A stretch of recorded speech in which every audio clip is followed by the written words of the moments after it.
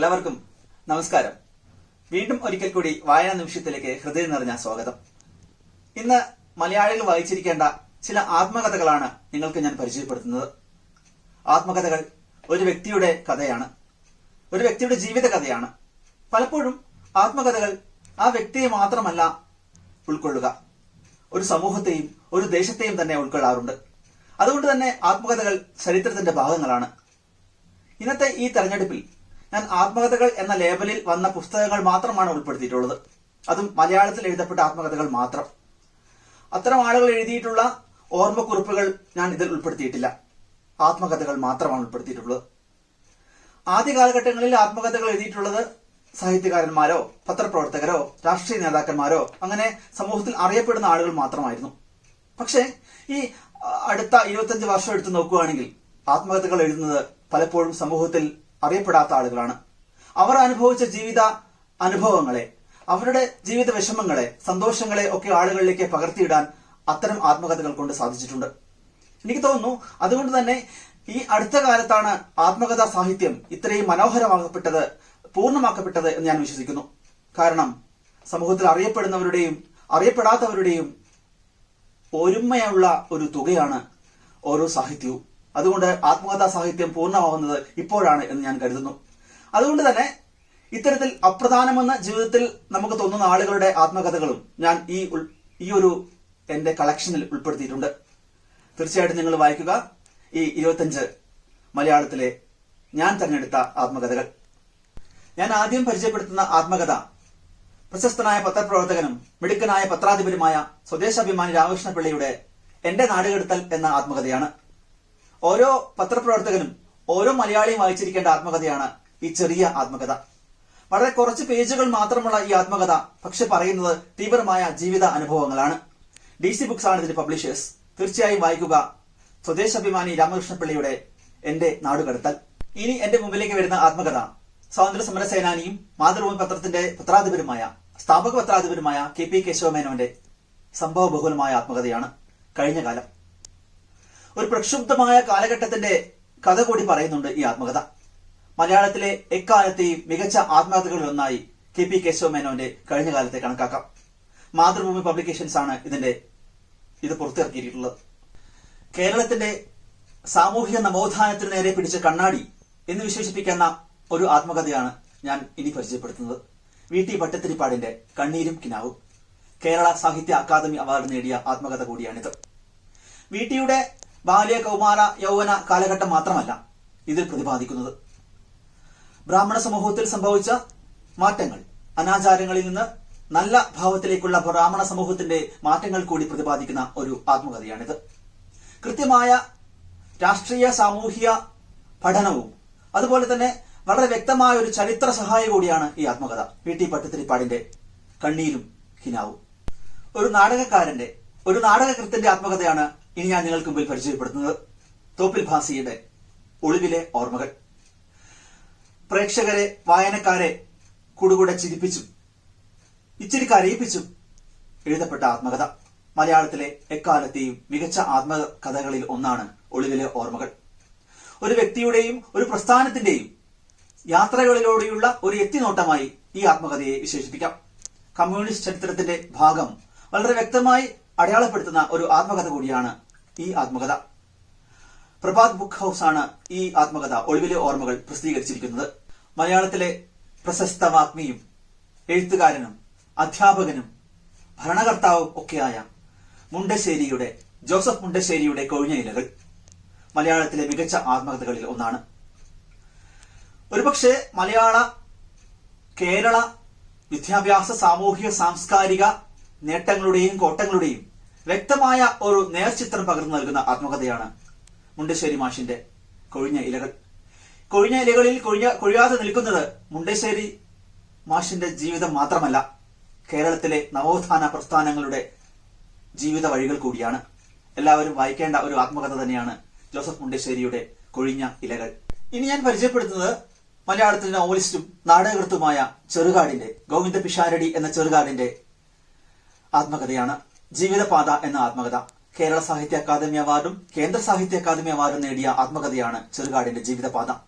വളരെ ലളിതമായി എഴുതപ്പെട്ട ആത്മകഥകളിൽ ഒന്ന് എന്ന് ചെറുകാട് ജീവിതപാതയെ വിശേഷിപ്പിക്കാം.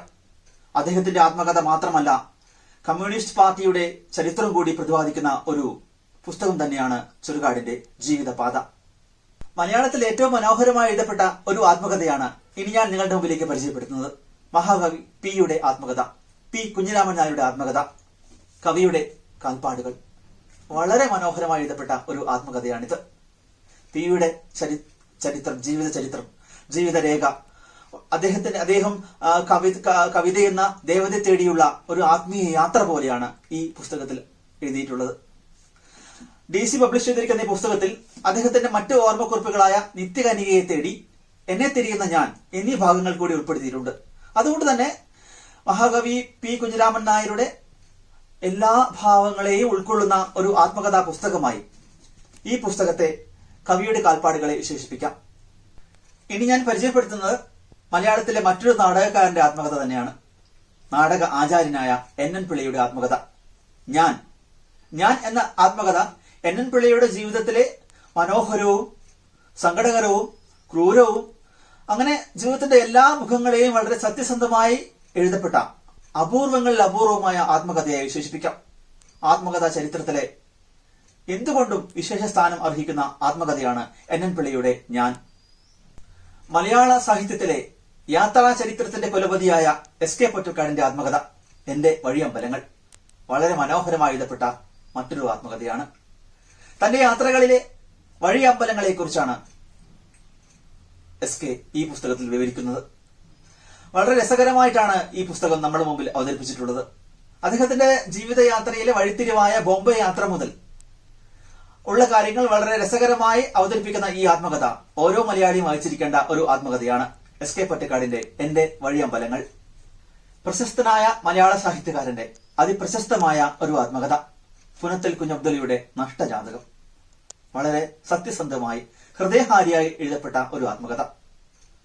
പുസ്തകരചനകൾക്കുള്ളിലെ കുഞ്ഞബ്ദുളിയിൽ നിന്ന് ഒരുപക്ഷെ അതിനേക്കാൾ വലിയ ഒരു കുഞ്ഞബ്ദുളിയെ നമ്മൾ കാണുന്നത് ഈ പുസ്തകത്തിലായിരിക്കും. നഷ്ടജാതകത്തിൽ വായനക്കാരനെ കരയിപ്പിച്ചും അത്ഭുതം കൊള്ളിച്ചുമാണ് കുഞ്ഞബ്ദുള്ള തന്റെ കഥ പറയുന്നത്. വായിക്കാതെ പോകരുത് പുനത്തിൽ കുഞ്ഞബ്ദുള്ളയുടെ നഷ്ടജാതകം. സത്യസന്ധമായ അനുഭവങ്ങളുടെ നേർക്കാഴ്ച സമ്മാനിക്കുന്ന പുനത്തിൽ കുഞ്ഞബ്ദുള്ളയുടെ നഷ്ടജാതകം വായിക്കാതെ പോകരുത്. കേന്ദ്ര സാഹിത്യ അക്കാദമി അവാർഡും കേരള സാഹിത്യ അക്കാദമി അവാർഡും വയലാർ അവാർഡും നേടിയ ആത്മകഥയാണ് ഇനി ഞാൻ നിങ്ങളുടെ മുമ്പിൽ പരിചയപ്പെടുത്തുന്നത്. അരങ്ങ് കാണാത്ത നടൻ, തിക്കോടിയൻ. പി കുഞ്ഞനന്ദൻ നായർ എന്ന തിക്കോടിയന്റെ അരങ്ങ് കാണാത്ത നടൻ. ഒരു ബാലനടനിൽ നിന്ന് ഒരു നാടകകൃത്തിലേക്കുള്ള അദ്ദേഹത്തിന്റെ വളർച്ച വളരെ മനോഹരമായിട്ടാണ് എഴുതിയിട്ടുള്ളത്. 1980 കാലഘട്ടങ്ങളിലെ മലബാറിന്റെ ചരിത്രം കാണണമെങ്കിൽ ഈ ആത്മകഥ വായിച്ചാൽ മതിയാവും. അങ്ങനെ തിക്കോടിയന്റെയും മലബാറിന്റെയും ചരിത്രം കൂടി പറയുന്ന, ഇഴചേർന്ന് പറയുന്ന ആത്മകഥയാണ് തിക്കോടിയന്റെ അരങ്ങ് കാണാത്ത നടൻ. കാലം, ലോകം ഒരു ജീനിയസിന്റെ മുദ്ര ചാർത്തി തന്നിട്ടും ലോകത്തിന്റെ സാമൂഹിക മൂല്യങ്ങൾക്കെതിരെ എഴുതപ്പെട്ട ഒരു ആത്മകഥ. മലയാള ചരിത്രത്തിൽ ഏറ്റവും കൂടുതൽ വായിക്കപ്പെട്ട ഒരു ആത്മകഥ. എന്റെ കഥ, മാധവിക്കുട്ടിയുടെ എന്റെ കഥ. മലയാളത്തിന്റെ പ്രിയപ്പെട്ട എഴുത്തുകാരി മാധവിക്കുട്ടി അല്ലാതെ ഇങ്ങനെയൊരു ആത്മകഥാ സാഹിത്യത്തിന് നൽകിയ വേറൊരു സാഹിത്യകാരൻ ഇല്ല. ഒട്ടും ഭയപ്പാടില്ലാതെയാണ് ഈ ആത്മകഥ എഴുതിയിട്ടുള്ളത്. സെക്സിനെ കൈകാര്യം ചെയ്തിരിക്കുന്നത് പ്രാർത്ഥന ചൊല്ലും പോലെയാണ്. ഒരേ സമയം ആത്മകഥയും അതേസമയം ഒരു സ്നേഹ സാഹിത്യവുമാണ് ഈ പുസ്തകമെന്ന് MP അപ്പൻ പറയുന്നു. സ്വാതന്ത്ര്യത്തിന്റെ വേറിട്ട ഒരു മുഖം, വേറിട്ട ഒരു ആഖ്യാനം വായനക്കാരുടെ മുമ്പിലേക്ക് പകർന്നു നൽകുന്ന ആത്മകഥയാണ്. മലയാള ആത്മകഥാ സാഹിത്യത്തിന് വ്യക്തമായ ഒരു വേർതിരിവുണ്ടാക്കിയ ആത്മകഥയാണ് നമ്മുടെ എല്ലാവരുടെയും പ്രിയപ്പെട്ട എഴുത്തുകാരിയായ മാധവിക്കുട്ടിയുടെ എന്റെ കഥ. മലയാള സാഹിത്യത്തിലെ ഈ ആത്മകഥയെ, ഈ സ്വപ്ന സാഹിത്യത്തെ, മാധവിക്കുട്ടിയുടെ എന്റെ കഥ വായിക്കാതെ പോകരുത്. കുട്ടിക്കവിതകളിലൂടെ, കുഞ്ഞിക്കഥകളിലൂടെ മലയാളികൾക്ക് പ്രിയപ്പെട്ട കുഞ്ഞുണ്ണി മാഷിന്റെ ആത്മകഥ എന്നിലൂടെ. അദ്ദേഹത്തിന്റെ എല്ലാ രചനകളെയും പോലെ തന്നെ ഒട്ടും വലിച്ചു നീട്ടാതെയാണ് അദ്ദേഹം തന്റെ ആത്മകഥയും എഴുതിയിട്ടുള്ളത്. വളരെ ചെറിയ പുസ്തകമാണിത്. പക്ഷെ ഒരു തെളിനീര് പോലെ വായനക്കാരന്റെ മനസ്സിലേക്ക് തന്റെ ബാല്യകാല, യൗവനകാല എഴുത്ത് അനുഭവങ്ങളെ കൊണ്ടെത്തിക്കുന്ന ആത്മകഥ. 500 കോടി മനുഷ്യർക്കിടയിലെ ഒരാൾ മാത്രമാണ് ഞാനെന്ന് നമ്മളെ ബോധ്യപ്പെടുത്തിയ കുഞ്ഞുണ്ണി മാഷിന്റെ ആത്മകഥ എന്നിലൂടെ വായിക്കാതിരിക്കരുത്. മലയാളത്തിലെ പ്രശസ്തനായ നിരൂപകൻ KP അപ്പന്റെ ആത്മകഥ. ആ ആത്മകഥയാണ് നിങ്ങൾക്ക് മുമ്പിൽ ഞാൻ ഇനി അവതരിപ്പിക്കുന്നത്. തനിച്ചിരിക്കുമ്പോൾ ഓർമ്മിക്കുന്നത്. വളരെ വ്യത്യസ്തമായ രചനാരീതി സംഭാവന ചെയ്യുന്ന ഒരു ആത്മകഥയാണിത്. തന്റെ വായനയെ, തന്റെ ചിന്തകളെ വായനക്കാരുടെ ഇടയിലേക്ക് എത്തിക്കും വിധമാണ് ഈ ആത്മകഥ എഴുതിയിട്ടുള്ളത്. വേറിട്ട ഒരു വായനാനുഭവം നൽകുന്ന ഈ ആത്മകഥ തനിച്ചിരിക്കുമ്പോൾ ഓർമ്മിക്കുന്നത് KP അപ്പൻ. വായിക്കുക KP അപ്പന്റെ തനിച്ചിരിക്കുമ്പോൾ ഓർമ്മിക്കുന്നത്. കേരള സാഹിത്യ അക്കാദമി അവാർഡ് നേടിയ ഒരു ആത്മകഥ. പരൽമീൻ നീന്തുന്ന പാടം. മലയാളത്തിന്റെ പ്രശസ്തനായ എഴുത്തുകാരൻ CV ബാലകൃഷ്ണന്റെ ആത്മകഥ. ഇത് മാതൃഭൂമിയിൽ പ്രസിദ്ധീകരിക്കുമ്പോൾ തന്നെ, ഖണ്ഡസ പ്രസിദ്ധീകരിക്കുമ്പോൾ തന്നെ വളരെയധികം വായനക്കാരെ സൃഷ്ടിച്ച ഒരു ആത്മകഥയാണ്. ഒരു വ്യക്തിയിലോ ഒരു ദേശത്തിലോ ഒതുങ്ങി നിൽക്കാതെ മനുഷ്യരെ വേറെ ഏതോ തലത്തിലേക്ക് കൊണ്ടുപോകുന്ന ഒരു ആത്മകഥയാണ് CV ബാലകൃഷ്ണന്റെ പരൽമീൻ നീന്തുന്ന പാടം. അത്ര കണ്ട് പ്രശസ്തനല്ലാത്ത ഒരാളുടെ ആത്മകഥയാണ് ഇനി ഞാൻ നിങ്ങളുടെ മുമ്പിൽ അവതരിപ്പിക്കുന്നത്. ഒരു കുടിയന്റെ കുമ്പസാരം. ജോൺസി മംഗലം, ഡോക്ടർ ജോൺസി മംഗലം എന്ന കേരളവർമ്മയിലെ പ്രൊഫസറുടെ ആത്മകഥ. ഒരു മദ്യപാനാസക്തിയായ രോഗിയുടെ ആത്മകഥ. വളരെ സത്യസന്ധമായി പച്ചയായി എഴുതപ്പെട്ട ആത്മകഥ. മലയാളത്തിൽ വായിക്കപ്പെടേണ്ട ഒരു ആത്മകഥയായി ഞാൻ വിചാരിക്കുന്നു. 7ാം ക്ലാസ്സിൽ കുടി തുടങ്ങി മുഴുകുടിനായി മാറിയ ജോൺസന്റെ കഥ. പിന്നീട് LIC പോളിസി എടുക്കുന്നതിന് വേണ്ടി മരിക്കുന്നതിന് തൊട്ടു മുൻപ് LIC പോളിസി എടുക്കണമെന്ന ആഗ്രഹവുമായി കുടി നിർത്താൻ തീരുമാനിക്കുകയും കുടി അവസാനിപ്പിക്കുകയും ഇപ്പോൾ പുനർജനി എന്ന പേരിൽ ഒരു ഡി അഡിക്ഷൻ സെന്റർ നടത്തുകയും ചെയ്യുന്ന ജോൺസന്റെ ആത്മകഥ. തീർച്ചയായും വായിക്കപ്പെടേണ്ട ആത്മകഥയാണ് ഒരു കുടിയന്റെ കുമ്പസാരം. മധ്യപ്രദേശിലെ ആദിവാസി വിഭാഗമായ ഗോണ്ടുകൾക്കിടയിൽ പ്രവർത്തിച്ച് അവർക്ക് വേണ്ടി ജീവിക്കുന്ന ഒരു മലയാളിയുടെ ആത്മകഥ. മേഴ്സി മാത്യു എന്ന ദയാബായിയുടെ ആത്മകഥ. പച്ചവിരൽ. വളരെ മനോഹരമായി എഴുതപ്പെട്ട ഒരു ആത്മകഥയാണിത്. കന്യാസ്ത്രീ മഠത്തിൽ ചേർന്ന് ഒടുവിൽ കന്യാസ്ത്രീ ആവാതെ ഈ കീഴാള വിഭാഗത്തിന്റെ ഇടയിലേക്ക് ജീവിതം പറിച്ചു നട്ടപ്പെട്ട മേഴ്സി മാത്യു എന്ന ദയാബായിയുടെ ആത്മകഥ തീർച്ചയായും വായിക്കപ്പെടേണ്ട ഒരു ആത്മകഥയാണ്. താഴ്ന്ന ജാതിക്കാരായ ഈ ആളുകൾക്ക് വേണ്ടി ഉന്നത സ്ഥാനത്തുള്ള ആളുകൾക്കെതിരെ ശക്തമായി പോരാടിക്കൊണ്ട് ജൈവ പച്ചപ്പിന് വേണ്ടി പൊരുതുന്ന ദയാബായിയുടെ പച്ചവിരൽ എന്ന ആത്മകഥ മലയാളി വായിക്കപ്പെടേണ്ട ഒരു ആത്മകഥ തന്നെയായി ഞാൻ കരുതുന്നു. ഈ അടുത്ത കാലത്ത് എഴുതപ്പെട്ട ഒരു ആത്മകഥയാണ് ഇനി ഞാൻ നിങ്ങളുടെ മുമ്പിൽ പരിചയപ്പെടുത്തുന്നത്. ആത്മായനം. മുനി നാരായണ പ്രസാദ്. നടരാജസ്വാമികളുടെയും നിത്യചൈതന്യതയുടെയും പിൻഗാമിയായ മുനി നാരായണ പ്രസാദിന്റെ ആത്മകഥ ഒരു ഗുരുവര്യന്റെ ആത്മകഥയാണ്. മാത്രമല്ല നാരായണ ഗുരുകുലത്തിന്റെയും ഒട്ടനവധി ഗുരുക്കന്മാരുടെയും ആത്മകഥകൾ ഈ ആത്മകഥയിൽ ഉൾപ്പെടുത്തിയിട്ടുണ്ട്. അതുകൊണ്ട് തന്നെ ഈ അടുത്ത കാലത്ത് ഇറങ്ങിയ ആത്മകഥകളിൽ ഏറ്റവും മികച്ച ആത്മകഥയായി ആത്മായനത്തെ ഞാൻ കാണുന്നു. കേരളത്തിലെ പരിസ്ഥിതി പ്രവർത്തനങ്ങൾക്ക് രൂപം കൊടുത്ത, അതിന് തുടക്കം കുറിച്ച വ്യക്തിയുടെ ഒരു ആത്മകഥ. കല്ലേൻ പൊക്കുടന്റെ ആത്മകഥ. കണ്ടൽ കാടുകൾക്കിടയിൽ എന്റെ ജീവിതം. ജീവിതം തന്റെ കണ്ടൽ കാടുകൾക്ക് വേണ്ടി മാറ്റി വെച്ച പൊക്കുടന്റെ ആത്മകഥ ഓരോ മലയാളിയും ഓരോ പരിസ്ഥിതി പ്രവർത്തകനും വായിക്കേണ്ട ആത്മകഥയാണ്. തീർച്ചയായിട്ടും വായിക്കാതിരിക്കരുത് ഇദ്ദേഹത്തിന്റെ ഈ പുസ്തകം. കണ്ടൽ കാടുകൾക്ക് വേണ്ടി ഒരു സ്കൂൾ തുടങ്ങുക എന്ന ആഗ്രഹം ബാക്കി വെച്ചുകൊണ്ട് നമ്മുടെ ഇടയിൽ നിന്ന് യാത്രയായ കല്യാൺ പൊക്കുടന്റെ ഈ ആത്മകഥ മലയാളികളുടെ മികച്ച ഒരു ആത്മകഥയായി ഞാൻ വിശേഷിപ്പിക്കുന്നു. മലയാള സിനിമയിലെ ചിരിയുടെ പര്യായമായ ഇന്നസെന്റിന്റെ ആത്മകഥയാണ് ഇനി എനിക്ക് നിങ്ങൾക്ക് മുമ്പിൽ വയ്ക്കാനുള്ള ആത്മകഥ. ഇന്നസെന്റിന്റെ ഓർമ്മക്കുറിപ്പുകളൊക്കെ നമുക്ക് പരിചിതമാണ്, ഹൃദയഹാരിയാണ്. അദ്ദേഹത്തിന്റെ ആത്മകഥ ചിരിക്ക് പിന്നിൽ ഓരോ മലയാളിയും വായിക്കേണ്ട ഒരു ആത്മകഥയാണ്. ചിരിക്ക് പിന്നിൽ ഒളിച്ചിരിക്കുന്ന കണ്ണീരിനെ വളരെ വ്യക്തമായി, വളരെ സരസമായി അവതരിപ്പിച്ചിരിക്കുന്നു ഈ പുസ്തകത്തിൽ ഇന്നസെന്റ്. ഇത്ര മനോഹരമായി, ലളിതമായി എഴുതപ്പെട്ട ഒരു ആത്മകഥ വായനക്കാരന്റെ കണ്ണ് നനയിപ്പിക്കാതെ പോകില്ല. തീർച്ചയായും വായിക്കുക ഇന്നസെന്റിന്റെ ചിരിക്ക് പിന്നിൽ. മലയാള സംഗീത പ്രേമികളെ ഗസൽ മഴയിൽ നനയിച്ച മലയാളികളുടെ പ്രിയപ്പെട്ട പാട്ടുകാരൻ ഉമ്പായിയുടെ ആത്മകഥ. രാഗം ഭൈരവി. അദ്ദേഹത്തിന്റെ ദാരിദ്ര്യവും ജീവിത അനുഭവങ്ങളും വളരെ വ്യക്തമായി എഴുതപ്പെട്ട ഒരു ആത്മകഥയാണ് രാഗം ഭൈരവി. ഈ പുസ്തകം വായിക്കുമ്പോൾ ദൈവത്തിന്റെ ഭാഷ സംഗീതമാവും എന്ന് നമുക്ക് തോന്നിപ്പോവും. സാഹിത്യം അല്ലെങ്കിൽ കല എന്ന് പറയുന്നത് ഒരു കലാകാരന്റെ മാത്രം ഒന്നല്ല, അത് സമൂഹത്തിന്റെ കൂടെ ആണ് എന്ന് നമ്മളെ ബോധ്യപ്പെടുത്തുന്ന ആത്മകഥയാണ് ഉമ്പായിയുടെ രാഗം ഭൈരവി. കേരളം കണ്ട ഏറ്റവും മികച്ച വ്യവസായിയായ കൊച്ചോസഫ് ചിറ്റിലപ്പള്ളിയുടെ ആത്മകഥ ഓർമ്മകളിലേക്ക് ഒരു യാത്ര. വളരെ സത്യസന്ധമായി എഴുതപ്പെട്ട ഒരു ആത്മകഥയായി എനിക്ക് തോന്നുന്നു. ജീവിത വിജയം നേടാൻ ആഗ്രഹിക്കുന്ന വ്യക്തികൾ തീർച്ചയായിട്ടും ഈ പുസ്തകം വായിക്കണം. വെറും ജീവിത വിജയം മാത്രമല്ല, നന്മയുള്ള ജീവിത വിജയം നേടാൻ ആഗ്രഹിക്കുന്ന വ്യക്തികൾ, ജീവിത വിജയവും സമാധാനപൂർണമായ ജീവിതവും ആഗ്രഹിക്കുന്ന ആളുകളൊക്കെ വായിക്കപ്പെടേണ്ട ഒരു പുസ്തകമായി ഞാൻ ഇതിനെ റെക്കമെൻഡ് ചെയ്യുന്നുവെന്ന് മലയാളത്തിന്റെ പ്രിയപ്പെട്ട കഥാകൃത്ത് ടി പത്മനാഭൻ ഈ പുസ്തകത്തെക്കുറിച്ച് പറയുന്നുണ്ട്. തീർച്ചയായും വായിക്കുക. കൊച്ചോസഫ് ചിറ്റിലപ്പള്ളിയുടെ ഓർമ്മകളിലേക്ക് ഒരു യാത്ര. ഇനി ഞാൻ നിങ്ങളുടെ മുമ്പിലേക്ക് വെക്കുന്നത് കേരളത്തിലെ കുപ്രസിദ്ധനായ ഒരു മോഷ്ടാവിന്റെ ആത്മകഥയാണ്. തസ്കരൻ, മണിയൻപിള്ളയുടെ ആത്മകഥ. കേരളത്തിലെ കുപ്രസിദ്ധനായ മോഷ്ടാവായ മണിയൻപിള്ള അദ്ദേഹത്തിന്റെ ആത്മകഥ എഴുതി. അടുത്ത കാലത്ത് ഏറ്റവും കൂടുതൽ വിൽക്കപ്പെട്ട ബെസ്റ്റ് സെല്ലറായ ഒരു ആത്മകഥയാണ് തസ്കരൻ. ഒരു കള്ളന്റെ ജീവിതം, അദ്ദേഹത്തിന്റെ പശ്ചാത്താപം നിറഞ്ഞ ബാക്കി അനുഭവങ്ങൾ ഒക്കെ വളരെ ലളിതമായി ഇതിൽ അവതരിപ്പിച്ചിട്ടുണ്ട്. കേരള പോലീസ് ഇദ്ദേഹത്തെ പിടിക്കുമ്പോൾ ഇദ്ദേഹം കർണാടക നിയമസഭയിലേക്ക് MLA ആവാൻ മത്സരിക്കാൻ ഒരുങ്ങുകയായിരുന്നു.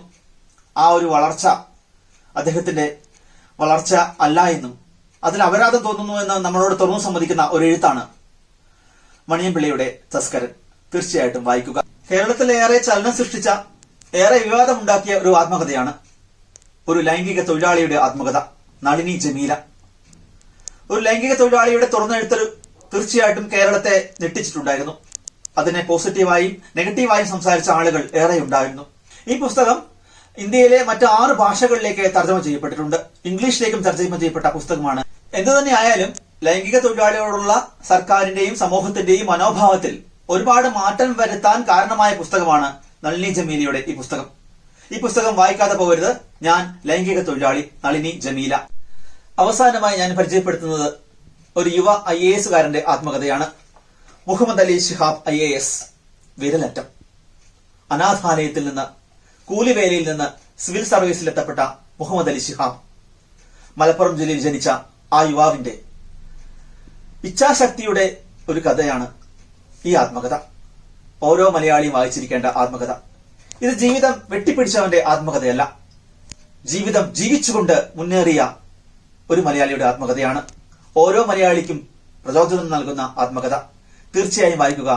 മുഹമ്മദ് അലി ശിഹാബിന്റെ വിരലറ്റം. പ്രിയപ്പെട്ടവരെ, ഇന്ന് ഞാൻ തെരഞ്ഞെടുത്ത ആത്മകഥകളിൽ പലതും അവർ സ്വന്തമായി എഴുതിയ ആത്മകഥകളല്ല. ചിലതൊക്കെ അവർ പറഞ്ഞു കൊടുത്ത് എഴുതിയിട്ടുള്ളതാണ്. കാരണം അവർ പലപ്പോഴും സാഹിത്യകാരന്മാരല്ല എന്നുള്ളത് കൊണ്ട് തന്നെ. പക്ഷേ അവരുകൂടി ഈ സമൂഹത്തിന്റെ ഭാഗമാണ്. വ്യത്യസ്തമായ ജീവിത വീക്ഷണവും വ്യത്യസ്തമായ ജീവിത രീതികളും ഉള്ള ആളുകൾ. അവരുടെ കൂടി കഥകൾ ചേർന്നാൽ മാത്രമേ ആത്മകഥകൾ പൂർണ്ണമാവുകയുള്ളൂ, ആത്മകഥാ സാഹിത്യം പൂർണ്ണമാവുകയുള്ളൂ. തീർച്ചയായിട്ടും നിങ്ങൾ വായിക്കുക ഈ ആത്മകഥകളെ കാര്യമായിട്ട് തന്നെ. അറിവ് കിട്ടുക മാത്രമല്ല, അനുഭവങ്ങൾ കൂടി നമ്മുടെ ഉള്ളിലേക്ക് പകരുന്നവയാണ് ഓരോ ആത്മകഥകളും. എന്റെ അവതരണം നിങ്ങൾക്ക് ഇഷ്ടമായി ഉപയോഗപ്പെടും എന്ന് ഞാൻ വിശ്വസിക്കുന്നു. തീർച്ചയായിട്ടും നിങ്ങൾ എന്റെ ഈ ചാനൽ സബ്സ്ക്രൈബ് ചെയ്യുക, കൂട്ടുകാർക്കായി ഷെയർ ചെയ്യുക. എല്ലാവർക്കും മികച്ച വായനാനുഭവങ്ങൾ ഇനിയും ഉണ്ടാവട്ടെ, വായന നിമിഷങ്ങൾ ഇനിയും ഉണ്ടാവട്ടെ എന്ന് ആഗ്രഹിച്ചുകൊണ്ട്, ഇനിയും കാണാമെന്ന് ആഗ്രഹിച്ചുകൊണ്ട് നിർത്തുന്നു. നന്ദി, നമസ്കാരം.